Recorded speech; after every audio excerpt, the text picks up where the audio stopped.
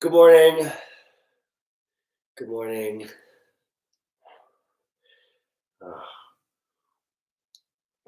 Well, that was a big old moon last night. Welcome to another edition of Studio 101's Bhagavad Gita Satsang. This may very well be the last installment of our reading of the Bhagavad Gita, which is, if you're new to this, this is it's the first time I've done this. I'm a musician and a yoga teacher. I live in New Haven, Connecticut. And I enjoy practicing Bhakti Yoga. And part of the practice of Bhakti Yoga is to share the yoga texts and to do devotional service. And so this is part of my devotional service. I get money and I get paid to teach yoga, and I get paid to help people, keep their bodies, their minds, their spirits.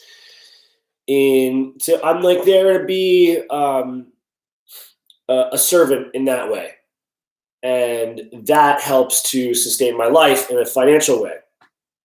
And I've had plenty of jobs. I was also a professional musician. I was a professional actor. So this type of thing of me sitting here and me doing this is sort of like a natural progression in my life. The only difference with this is that I'm with this particular endeavor or this particular project on my channel specifically. This is not something where I'm seeking to get money or any kind of fame or any kind of recognition.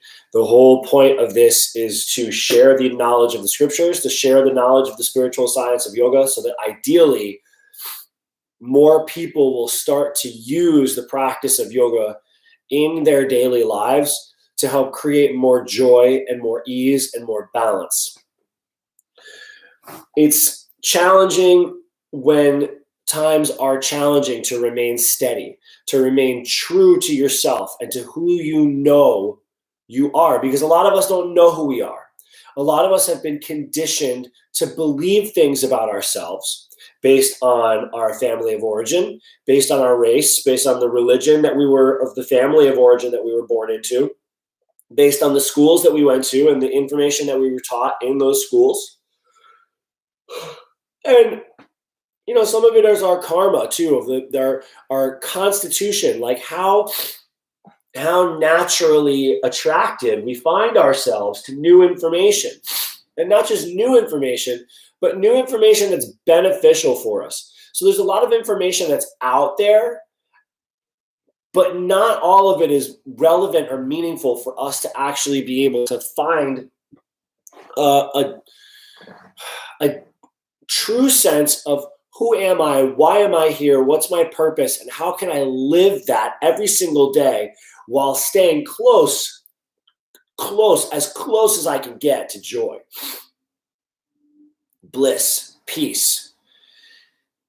And not in the way where I'm disconnected from suffering, or I'm disconnected from reality, but in the way where I can acknowledge reality. I can acknowledge that there's good and there's bad. There's light and there's dark. There's going to be happy times and there's going to be sad times. But at my core, at my essence, once I know who I am and why I'm here, what my purpose is, and then what the essence of this reality is, it's like drawing back this giant curtain that gets pulled over our eyes by all of those initial systems that I mentioned, the family of origin, the religion of origin, the environment, how we've been socialized. All of that stuff is like clothes. It was like this outfit that we learn how to put on every single day. And eventually what you do is you start taking off some of those clothes. You're like, wow, I have this shirt on. This is a memory. I have this shirt on. This is a belief. I have these pants on. I need that. Like eventually you're going to get to a point where there's nothing else that you can take off. And you hit skin. You hit skin and bone. It's like, okay, there's no more clothes. Taking it as far as I can go. Oh, there's a memory. Taking it as far as I can go. This is who I am. This is who I am. And this is why I'm here. And what sent me, what created me, is here with me. Always here with me. These things, they don't really, a lot of people,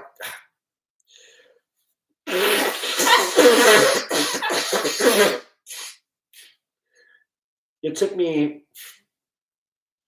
many years to accept the fact that a lot of people do not think about this. A lot of people don't think about it. They don't talk about it. They don't see the point in it. You know, they think, what does it matter? What does it matter? You're already here. You're already here. You're having your experience. This is the way that the world is. This is the way that people are. There's nothing you can do about it. So why even think deeply? Why even question the way things are? Just go with it. Just go with it. Now, I'm not trying to insult anyone. I'm not trying to put anyone down, but to me, that's ignorant. To me, that is just flat out ignorant. And I know that there are plenty of people that live blissful lives. They live happy, pleasant lives with all of that conditioning, with all of those layers of conditioning and patterning and beliefs. They live blissful lives, but I also know that a lot of those people are narrow-minded, racist, sexist, classist. A lot of those people are working. If they're working in jobs that they don't like for other people. They're giving their life force energy, their valuable dharmic energy away to other people and then calling themselves happy. They're putting other people down to build themselves up. They're hibernating and hiding away in their own little world, and they don't want to see other perspectives. Now, that is a way that I cannot live. And I cannot encourage others to live that way. However, I don't put anyone down if that's the way that you live, because that's your path and that's your karma right now. If you're a racist or you're a white supremacist, you need to be that right now. There's a reason why God created you as that. Right? If you're sexist, if you're crazy, if you are, if you're a kidnapping, murdering, thieving lunatic, there's a reason for that. I don't understand it necessarily. I wish that it wasn't that way, because I think that everyone has the right to feel safe. And I imagine that there's a lot of suffering and a lot of pain that was inflicted on people who we call evil or messed up or crazy when they were innocent, when they had no way to defend themselves. When they had no way to say, hey, stop, I don't like this. I don't want to be treated like this. That's how a lot of that is bred. It's bred into children by people who suffered. Right? There's a saying, hurt people hurt people. So we have this pattern of a lot of hurt, broken, damaged people coming together, making babies, and then screwing these kids up. So they grow up and they're completely detached. They're completely detached from the concept of a soul, from their emotions, from feeling compassion, from feeling empathy, from feeling the things that would make you cry and show vulnerability. And I do believe after the past, I don't know how long it's been, 8 weeks, 7, 8 weeks. That's crazy. Of going through all this,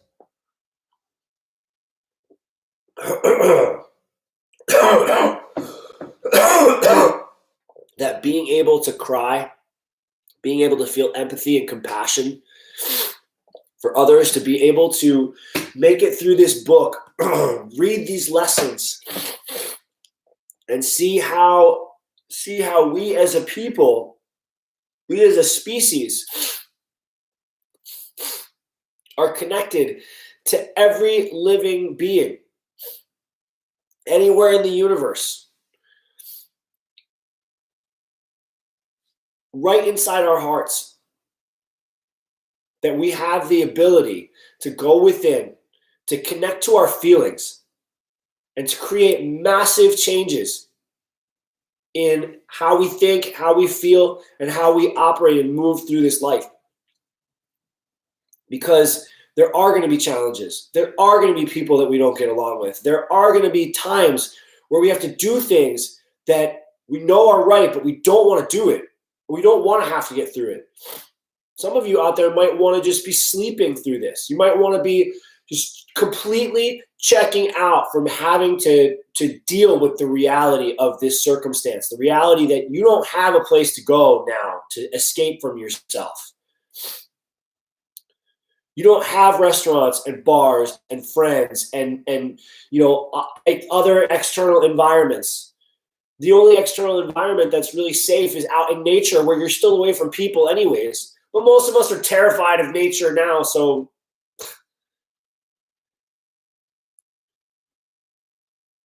and if you flip it, if you spin it, if you find a way, if you find a science, an ancient science that can give you the opportunity to reconnect with your purpose, discover that there is a difference between what you see, the vessel that is the tool with which you receive the information of what you see, and then the mind that interprets and the soul that witnesses. This book, and within the spiritual science of yoga, but especially really in this book, makes a lot of distinctions that are related to three very specific things: goodness, passion, and ignorance. That there are three modes in life. There's three constitutions or qualities of life. We call them the gunas, right? The three gunas, the three modes of material nature: the mode of goodness, the mode of passion, and the mode of ignorance. And anything that we do, anything that we say, do, think, feel, act upon, don't act upon, or come into contact with in this external reality is going to be related, for any being anywhere in this universe, it's going to be related to one of those three things: goodness, passion, or ignorance. Again, you don't have to believe this right away. You could just sort of listen to it and then see if over time you can allow yourself to, like, you kind of want to take all, if you're new to this, you want to take all of your beliefs and all of your conditioning. You want to say, okay, I'm going to take that, I'm going to put this over here in this box for right now. And now I'm going to listen to what this guy's saying, and I'm going to try as best as I can to open my mind to the fact that some of it might be true. And if it were true, what would that mean? Remember, if it's true, it doesn't take away from all of your patterning and your conditioning. You could still be of another religion. You can be of another nationality. You can have all of your same beliefs and all of that. You would just be allowing some of this maybe to be true. And if it did, how would it enhance what you already think that you know about your life and about this life in general? Okay, just consider that. If you were to believe that, if you were to allow this to seep in and to kind of consider what it would mean if it was true, how would that make your life better? How would it help you let go of some things that maybe don't serve you anymore? So we have these three modes of material nature, these three modes of reality. And obviously, we're trying to stay in the mode of goodness because we want to feel good, we want to do good, and we want to receive and give good. But that can be very difficult because sometimes our emotions, the things that we see, the things that we taste, the things that we hear, the people that we interact with, they cause emotional reactions in us. They cause us to think certain thoughts where even though we want to feel good, we start to question.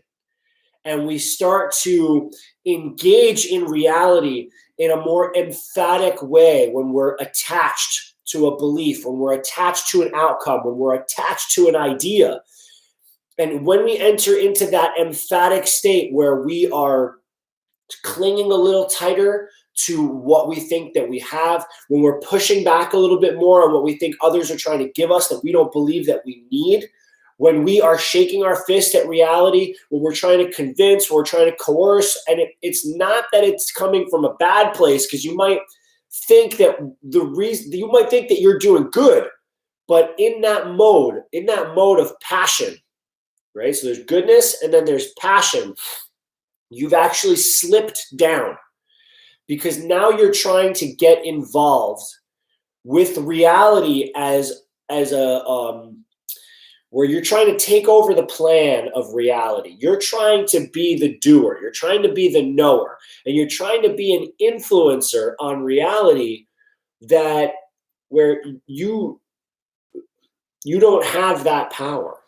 Now, we do have the power to manifest. We do have the power to think intentionally and to attract to us what we want in life. That is a law. The law of attraction is a law. It's not just like The Secret and money and all that stuff. But the law of attraction also applies to people and places and things. So if you're constantly thinking about negative things and you're constantly paranoid, you're constantly in fear, all the things that you think about that you're afraid of are going to come to pass because that's what your vibration is. That's what your thought frequency and your thought vibration is only, the universe only wants to create harmony. That's all this universe is. It's a harmonic system of frequency. It's like the music of the spheres. These are the things that are not just weird hokey sayings, but all of this is based on order. It's all based on a system. If it wasn't based on order and it wasn't based on the system and it didn't have logic to it and consistency, everything in this reality would be totally subject to change at all times. And then there would be no reality because it would just be, it would be changing all the time. No, we have certain fundamental truths that we live by. And not even that, it's not even that we're living, that we've chosen them. There's fundamental truths that define our reality. When we enter into the reality, we're going to be acting through at any time one or all of these paths: goodness, passion, or if we have no idea what reality is, we have no idea that we have a choice. We think that everything that is born dies and it's gone.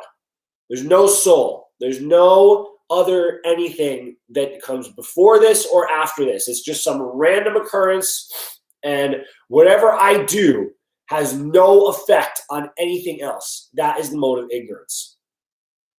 Now it's easy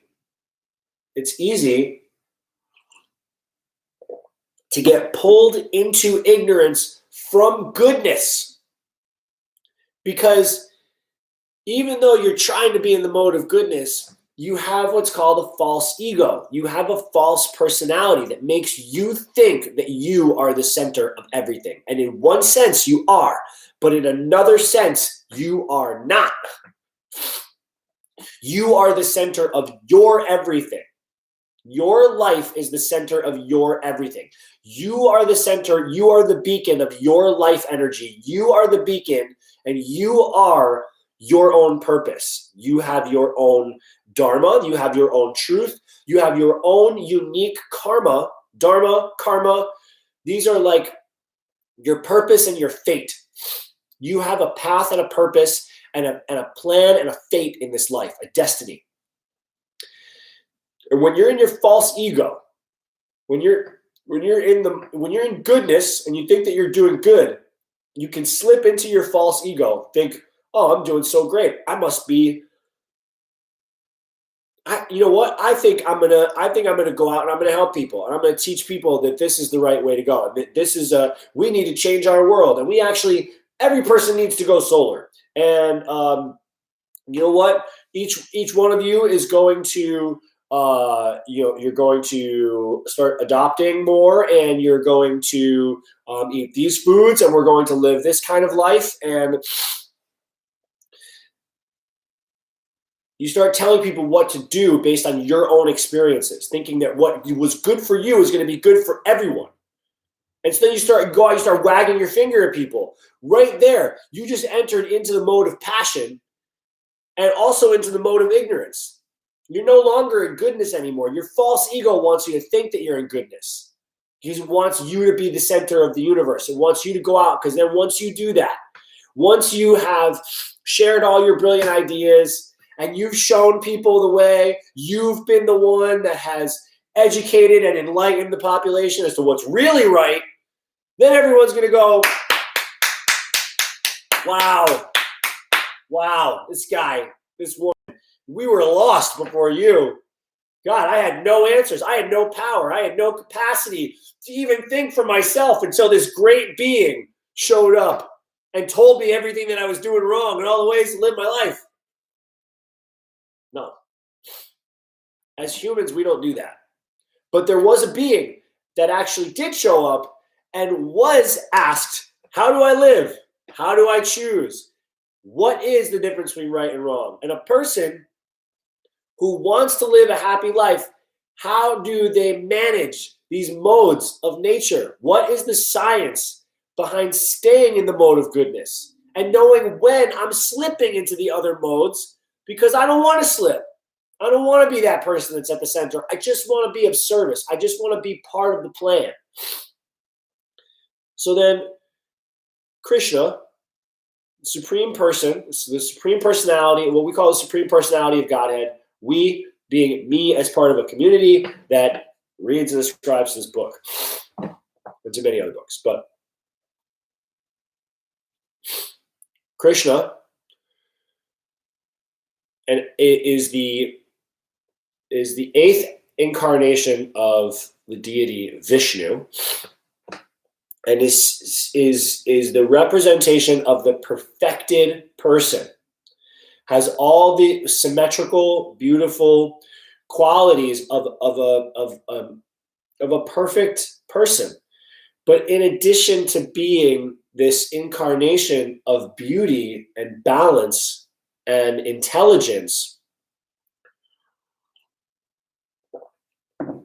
he also reveals that he is the source of everything. That his energy, his life force energy is ever existent, has always been and will always be.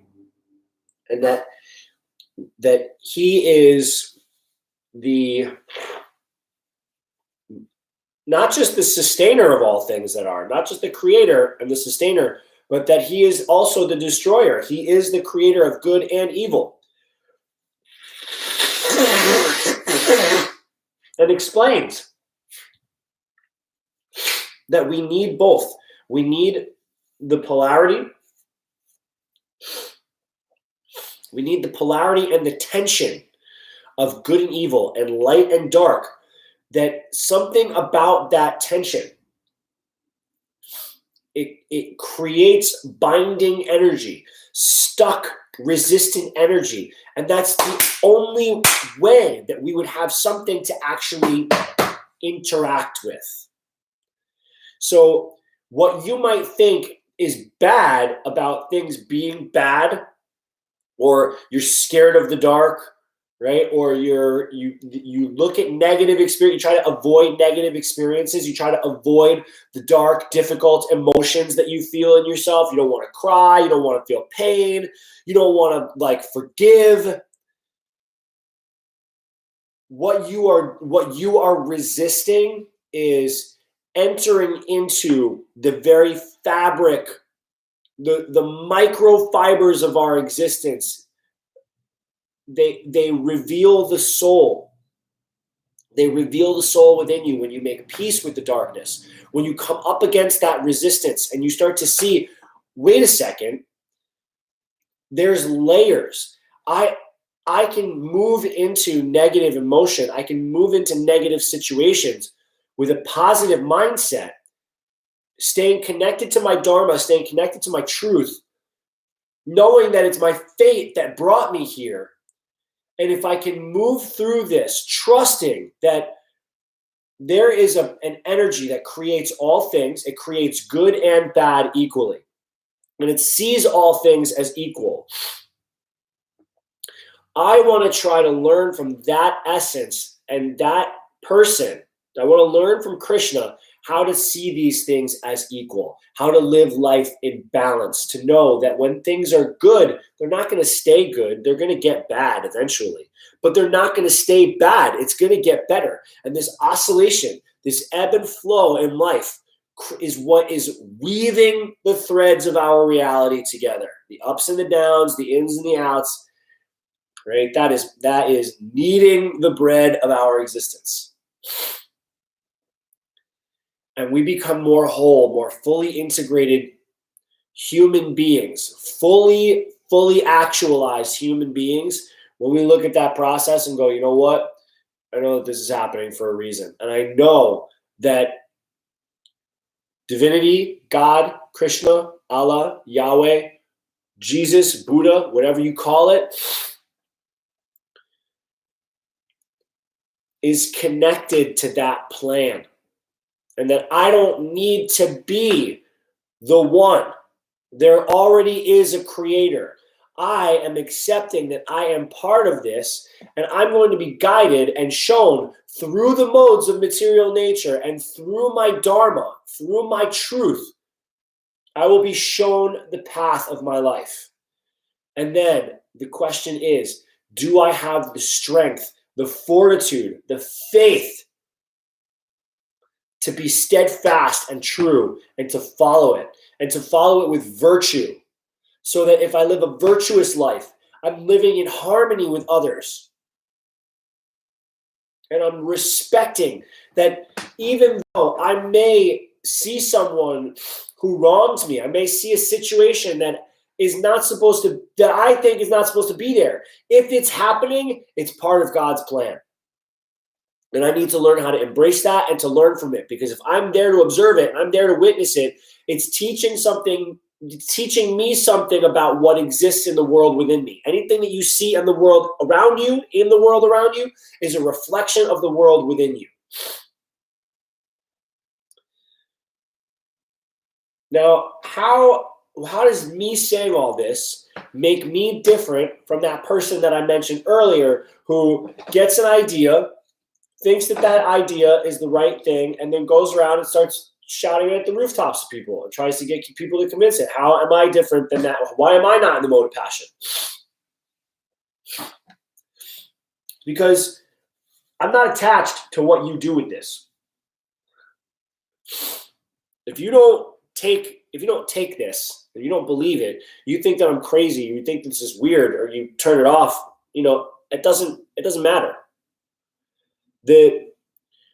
My dharma is to share the information, and doing it in a virtuous way means I don't take credit for it. It's not as though I wrote this book. It's not as though this book didn't exist until I just recently, 8 weeks ago, happened to magically uncover it and then opened it up and then just started all the words just popped off the page and I just knew everything that it was talking about, and oh my God, I've discovered this thing. And now I have to go and enlighten the whole world. No, I've been reading this book for years. This book has been around for centuries.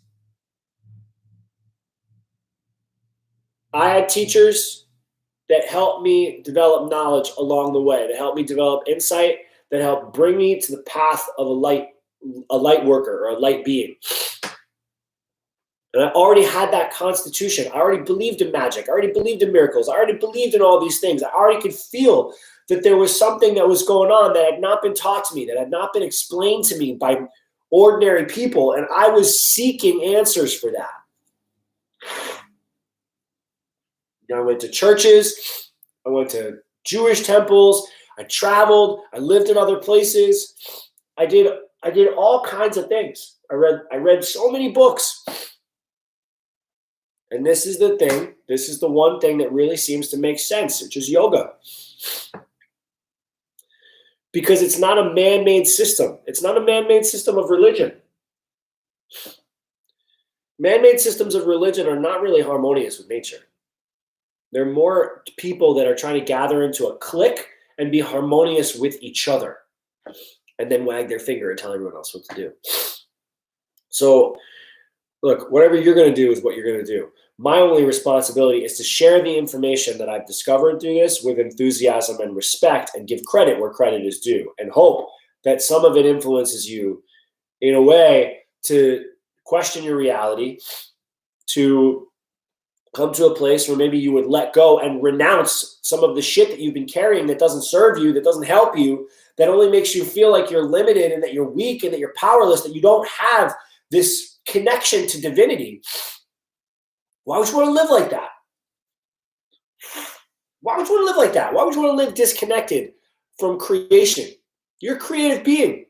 You think you're only here to create babies? You think you're only here to create drama? No, you are created to create as the creator does. So how does the creator create? Seated as though neutral, through the mind, projecting his will. And all the material reality is created. And from that, the miracle of through the soul, that all the beings spring forth from the earth. Right? Fueled by the vibrations in the ether and the spinning of the planets and all the elements coming together in such a way where that tension and that binding energy somehow, for whatever reason, puts us into our bodies able to go, this is me. I'm alive. This is my hand. This is, whoa, you're alive. Look at you. You're like me. I'm like you. We're kind of the same. What are we? I don't know. I don't think lizards do that. I don't think one lizard walks up to another and goes, hey, I'm a lizard. You're a lizard too. What does that mean?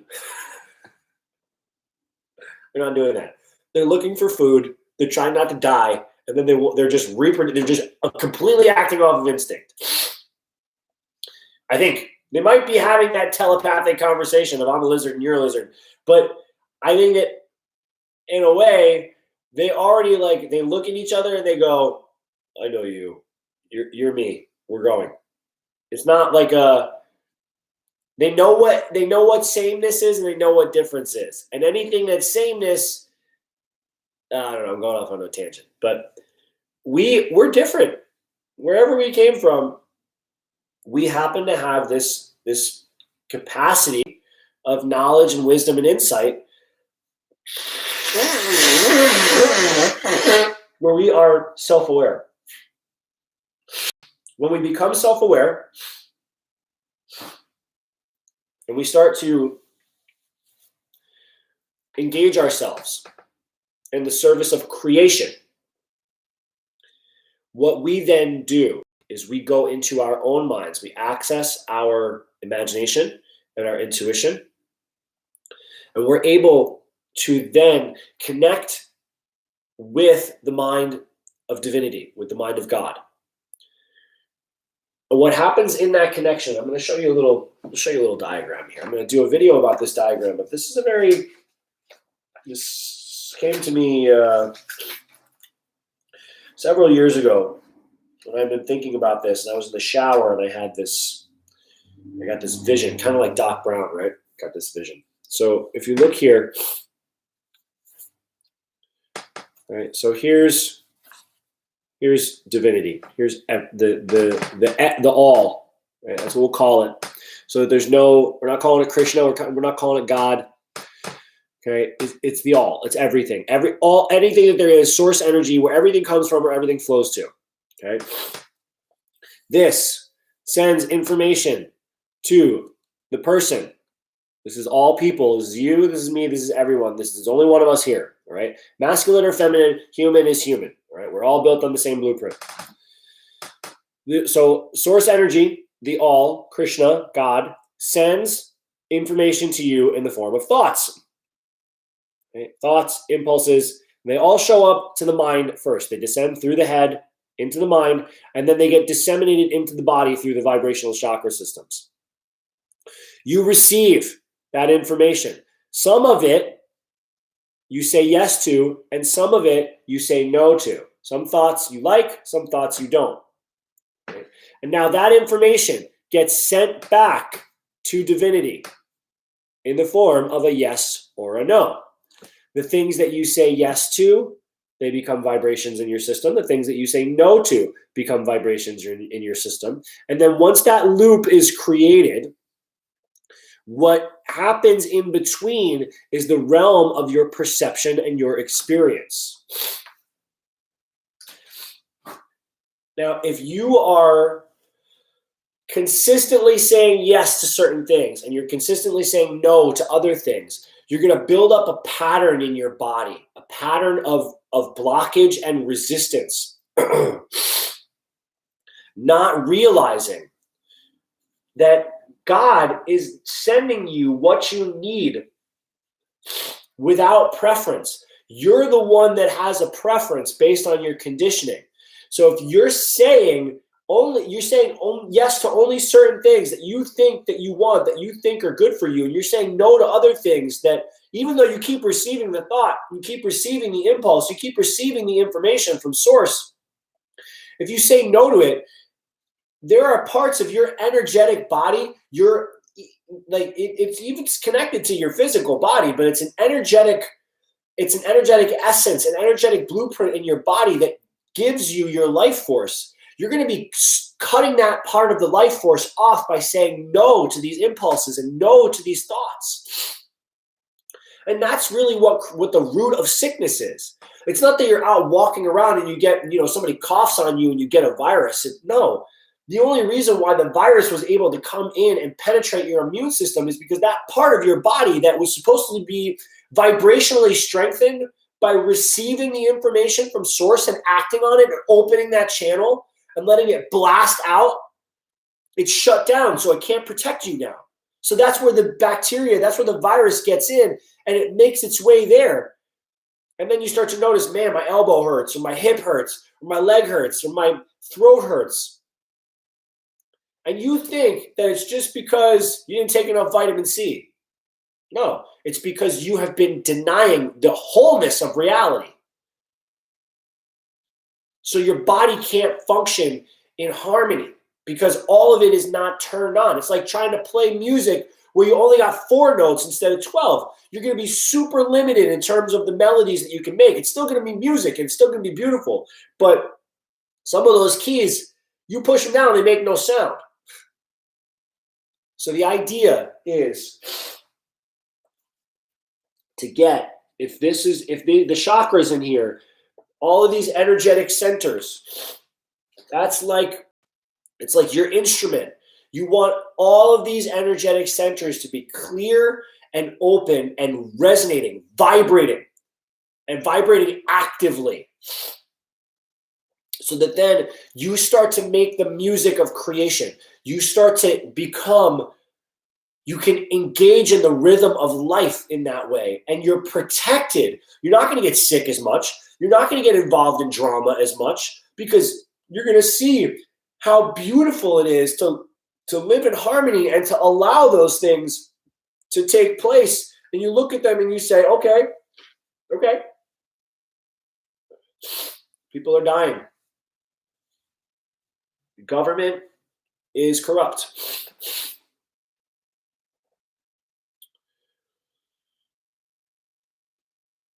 Relationship end. Sometimes there's not enough money. Sometimes there's not enough food. Sometimes people argue or hurt each other.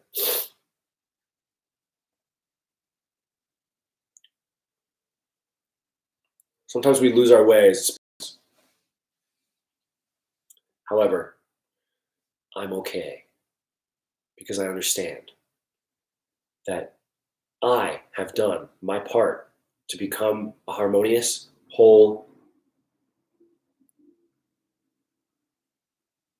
reverent servant to reality. A servant, a devotional servant to creating a conscious relationship with reality. And I trust. I allow and I trust. Because I know that this is part of something that's greater than me. It's part of something that's greater than all of us.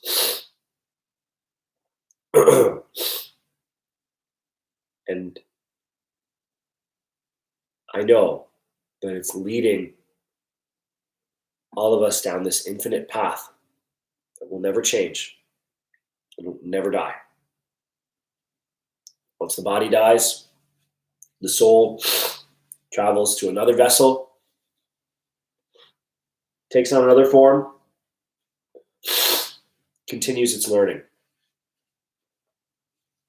All of this is learning. And it's beautiful. Good or bad, it's beautiful. If it exists, then it's meant to be, and that's what is. And I'm trying to learn how to accept it. So that's why music and bhakti yoga is so important, because it helps us to create harmony, helps us to connect to those channels that might be a little bit stuck, shut down.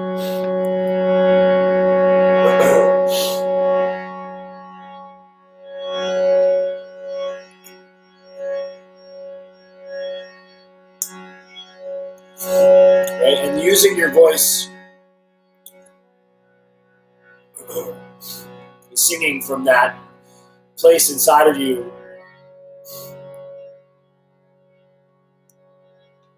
that is not trying to be a great singer, just using the voice to express emotion. That is one of the most powerful ways to clear the blockages and to reignite those energetic centers that might be shut down. And you might feel a little bit of resistance at first. You start singing, you start using your voice and opening up. Parts of you might feel like, oh my God, I shouldn't do this. I don't sound good. This isn't right. I don't understand the words. I don't understand whatever. Just go with it. Allow yourself to vibrate fully. Be affected.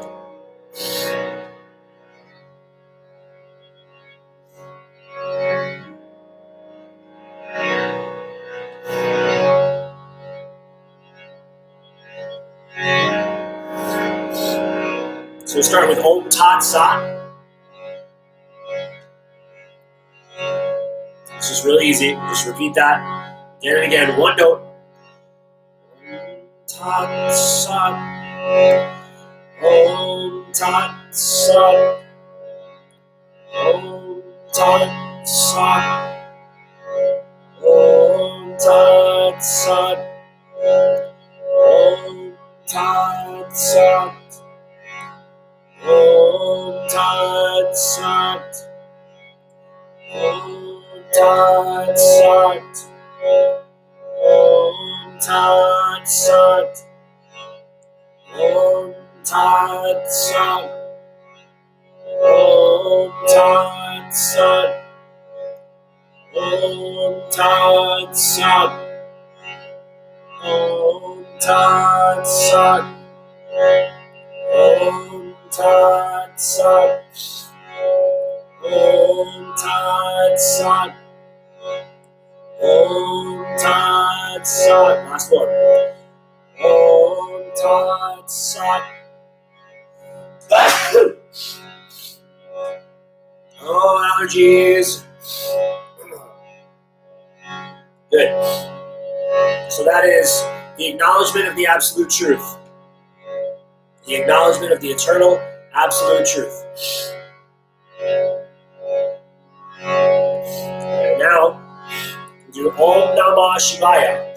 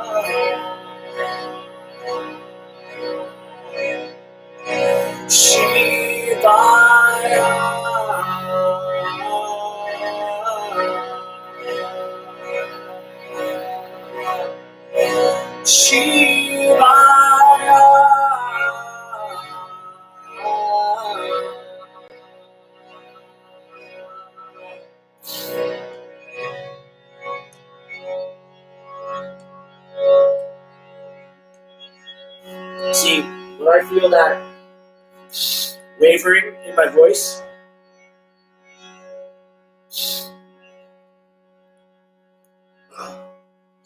it's doubt. It's fear and it's doubt.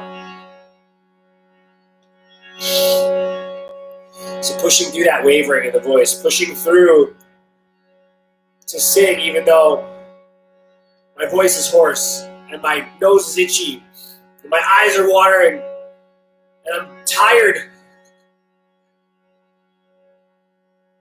And I feel a little helpless, you know? I'm not. You're not. You have a voice. You have a will. You have spirit. You have the ability, simply by using your voice, to create massive changes in your reality. So we'll do the Maha Mantra. Hare Krishna, Krishna Krishna, Hare Hare. Hare Ram, Ram Ram, Hare Hare. Dear Lord, please engage me in your service. Don't give me what I want, give me what I need. Help me to trust the plan that you have in place. Not try to be you, but just be connected to you. Be of service to that which you create, that which you maintain. When you take things away, let me let it go. If you give, let me say thank you and embrace it fully. But know that at any point you can take it away and that would be fine too. That as long as I have you in my heart, it's all that I need. As long as I have you in my heart, and I always do, I always have you in my heart. That's where you live. It's all that I need. So we sing from that place of thank you, Lord. We have all that we need. Thank you.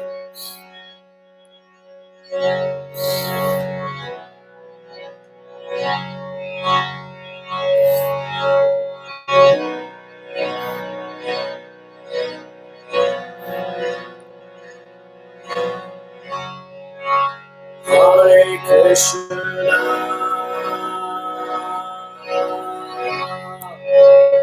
Hare Krishna,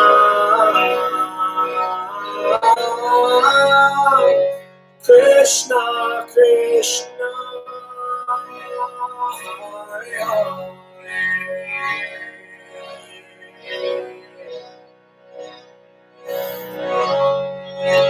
Hare Hare, Hare Rama,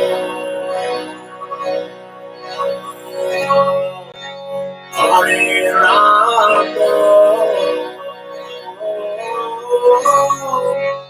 Rama Rama,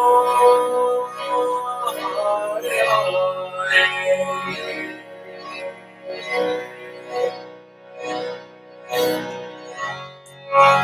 Hare Krishna, Hare Krishna,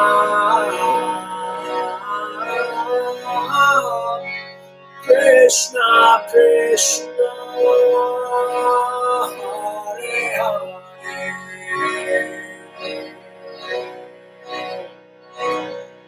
Hare Hare, Hare Krishna, Krishna Krishna, Hare Hare, Hare Rama, Rama Rama, Hare Krishna, Krishna Krishna, Hare Rama, Rama Rama, Hare Krishna, Krishna Krishna, Hare Hare, Hare Rama, Rama Rama, Hare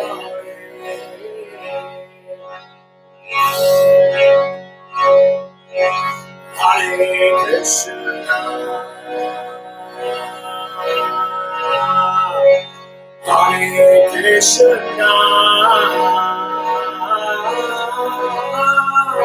Hare Krishna, Krishna Krishna,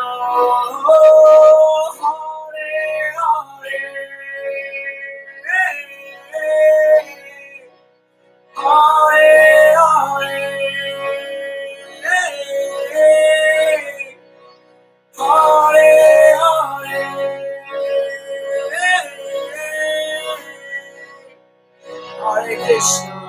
Hare Krishna, Krishna Krishna, Hare Hare, Hare Rama, Rama Rama, Hare Hare, Hare Krishna, Krishna Krishna, Hare Hare, Rama, Hare Rama, Rama Rama, Hare Hare.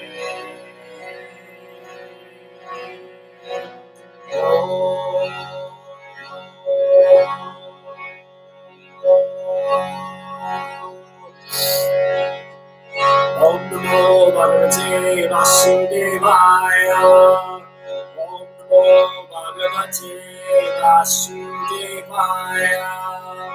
Om Namo Bhagavate Vasudevaya. Hare Om Tat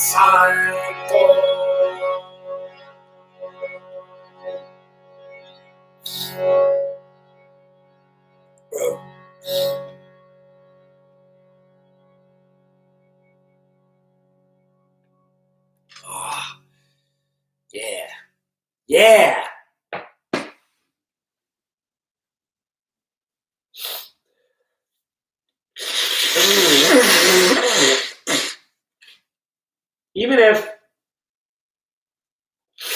even if the word Krishna and chanting these mantras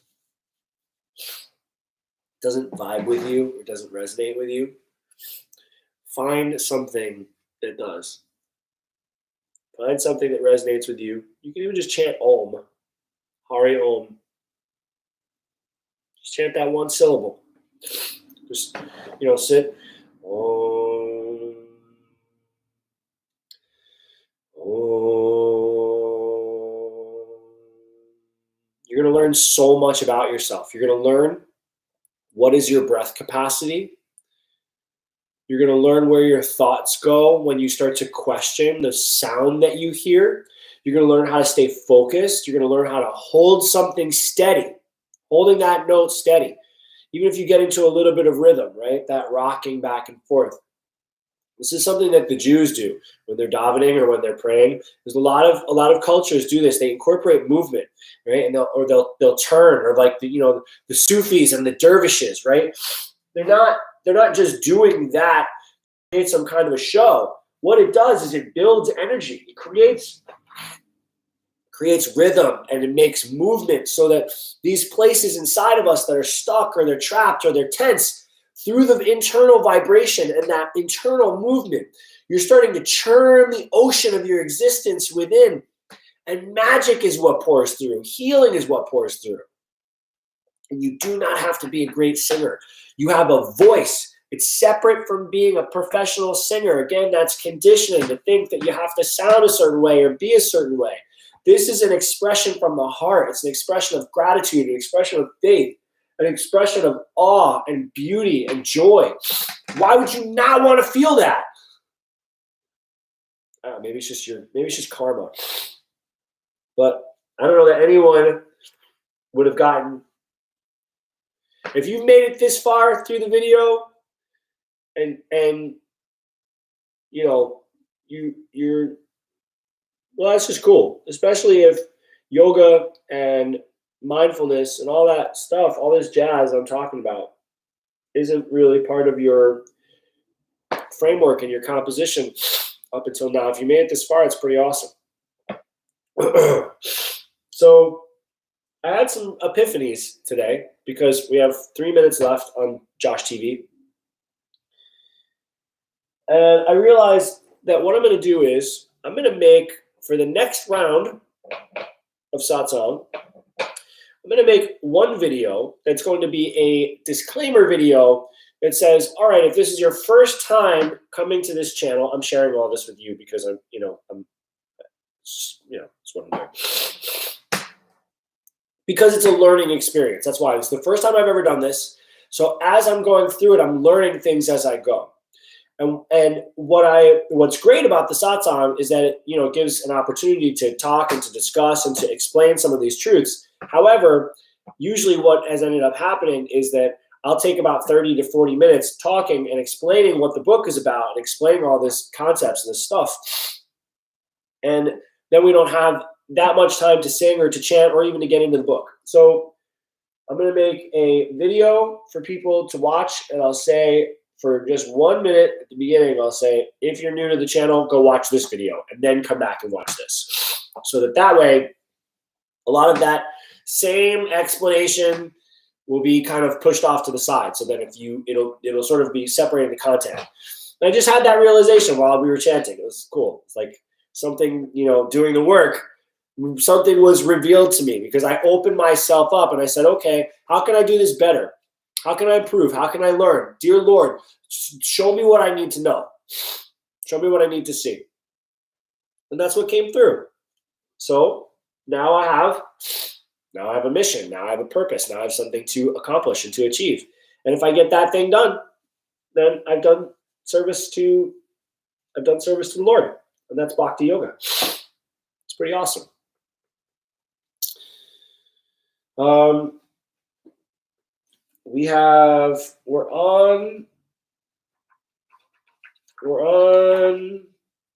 in chapter 18.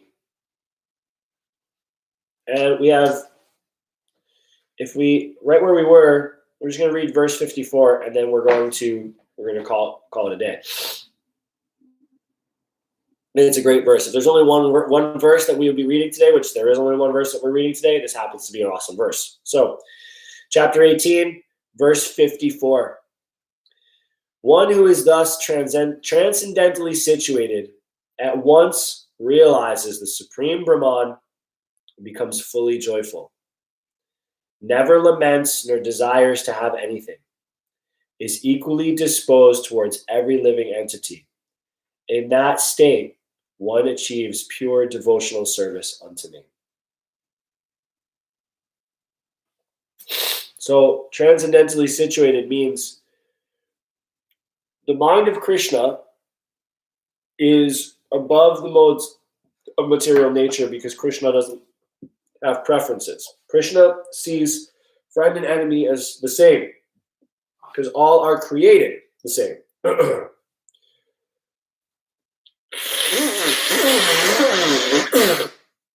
So, with that in mind,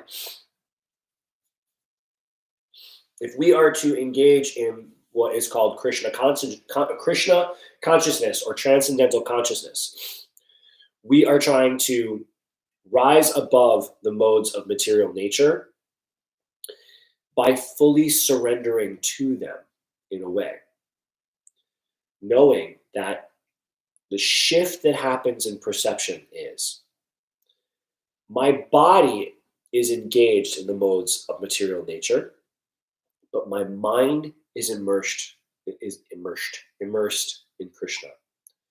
My mind, my thoughts, and my emotions constantly connected with the reality, with the truth that what I see is Krishna, what I hear is Krishna, what I experience in this reality all comes from Krishna. And if it's all God, then it's all good. If it's all God, it's all good. Even though bad things still happen, negative emotions still exist, remember, that tension is what weaves the fabric of the universe. It's the gears of time intersecting with each other. It's the vibration of notes, right? The music of the spheres. And we want that. We want that contrast. We want to be able to feel bad so that we can feel good. And we want to feel good to feel good. Sometimes people just want to feel bad. I'm not going to go down another tangent here. It's been an hour. So tomorrow we'll be off because I have something I have to do in the morning. But we'll be back on Sunday. Okay? So if you haven't read the Gita yet, go grab your copy either on Vedabase.com or asitis.com. Start reading the book. Go back and watch some of the other satsangs if you haven't. If you're new to the channel and that you can get to know a little bit more, you can catch up on the book. You can sort of see some of the dialogue and some of the explanations of these things. And then we'll pick it back up on Sunday. And ideally on Sunday, not ideally, I mean, it probably we'll be finished because we're going to start right away. So thanks, Krishna, for the epiphanies today. Thanks for the mantras. Thank you for tuning in. And hope that the rest of your day and the rest of your day tomorrow are blessed and beautiful, and that you find transcendence and peace, and that you remember that everything that's happening to you is happening for a really good reason. Okay. Thank you to our bodies. Thank you to the space. Thank you so much to all of our teachers. And thank you to the spiritual science and practice of yoga. Thank you so much for sharing your practice with me today. And thank you for letting me serve you. Aho. Namaste. Word up. I'll see you soon.